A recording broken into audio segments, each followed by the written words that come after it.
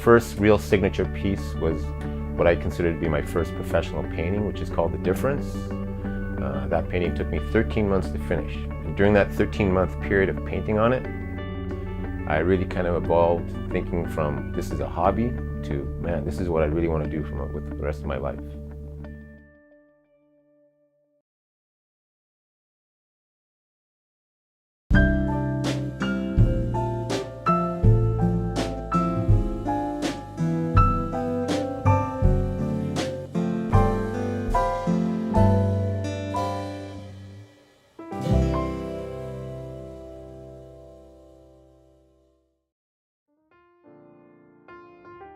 Inspiration for my work is music. I'm always playing music when I'm painting.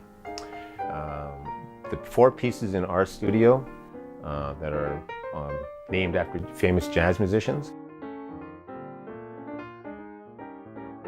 During that time that I was working on those 4 pieces, my wife and daughter were away on vacation in South Korea for 3 months.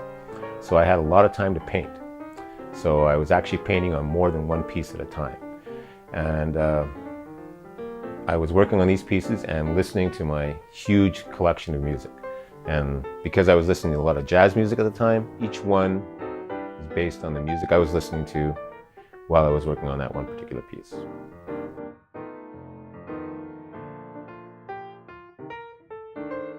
A lot of my paintings have text in them. That's, I think, a byproduct of me being a writer before I was a painter. There's an old hippie proverb called "Make love, not war." But the real truth of that is in a painting called Black and Blue. Some of my paintings deal with my opinions of the politics that exist in the world.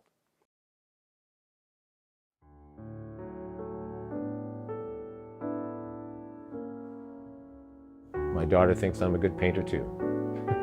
I'm not sure why. You sit right over here.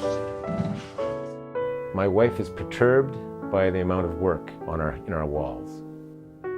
She likes my work, but we need a bigger house.